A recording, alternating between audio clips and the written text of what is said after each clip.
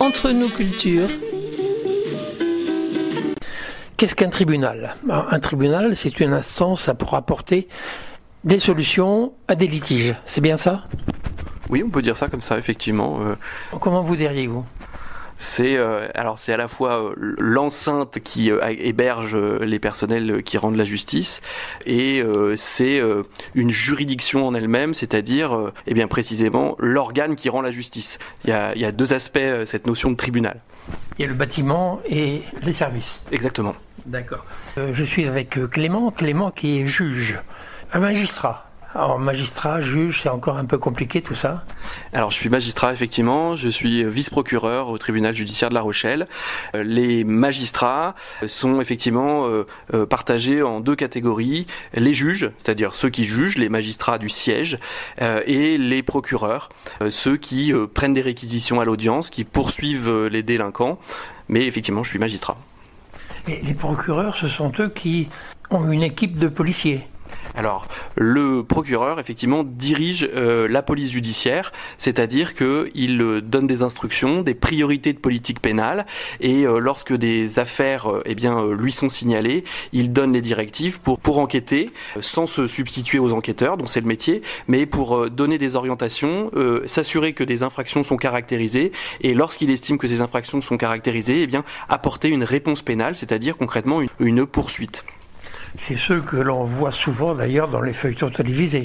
C'est souvent eux, effectivement, mais souvent des feuilletons américains. Donc le procureur français est peut-être un peu moins connu dans les petits écrans. D'accord. Alors j'en profite, puisque j'ai un magistrat avec moi, on va essayer de faire la distinction dans les différents tribunaux. Alors tribunaux administratifs et tribunaux judiciaires. Alors, le tribunal administratif, de façon un peu grossière, c'est celui qui règle les litiges qu'ont les particuliers avec l'administration. Notre vie est régie par des décisions administratives et quand on les conteste, on va devant le tribunal administratif. Le tribunal judiciaire, c'est son nom depuis le 1er janvier 2020, puisqu'autrefois on parlait de tribunal de grande instance, de tribunal d'instance, etc. Maintenant, c'est le tribunal judiciaire. Pour faire simple, il règle les litiges d'ordre privé entre particuliers et les litiges qui relèvent du droit pénal, c'est-à-dire les infractions commises par des particuliers ou d'ailleurs des personnes morales, des entreprises. C'est puni par la loi pénale. Alors, le tribunal de police, c'est la base. Alors, dans notre droit, les infractions, les faits répréhensibles punis par la loi sont organisés en trois catégories, les contraventions, les délits et les crimes. Je les ai cités dans un ordre croissant de gravité, c'est-à-dire que les contraventions, c'est les faits les moins graves, les délits, c'est des faits de moyenne gravité qui sont punis d'emprisonnement, et les crimes, ce sont les faits les plus graves, comme par exemple les meurtres ou les viols. C'est des infractions qui sont punies de 30 ans de réclusion criminelle, éventuellement de la perpétuité. Ce sont les faits les plus graves qu'on peut reprocher à une personne. À ces trois catégories d'infractions correspondent trois niveaux de juridiction. Les contraventions sont jugées par le tribunal de police, les délits sont jugés par le tribunal correctionnel et les crimes par la cour d'assises. Les cours d'assises, c'est là que l'on voit les jurés ? Exactement.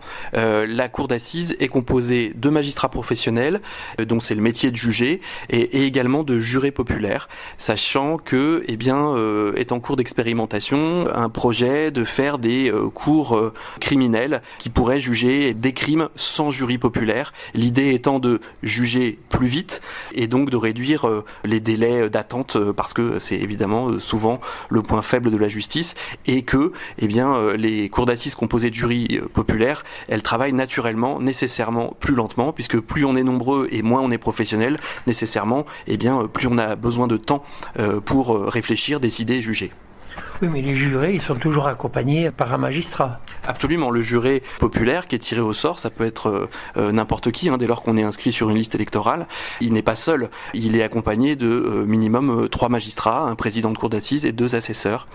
Et autrefois, on parlait de magistrature assise et magistrature debout. On n'en parle plus aujourd'hui de ça ? On en parle toujours. J'évoquais tout à l'heure les magistrats du siège, qui sont les juges.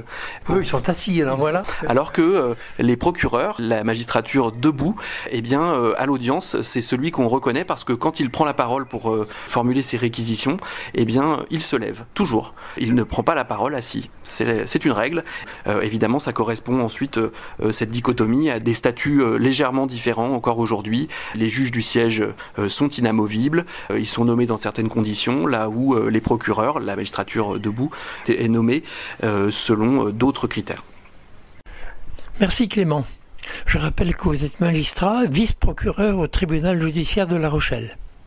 Et pour la prochaine rencontre, si vous voulez bien, vous nous parlerez des autres juridictions spécialisées comme les tribunaux de commerce, les prud'hommes, etc. Entre nos cultures,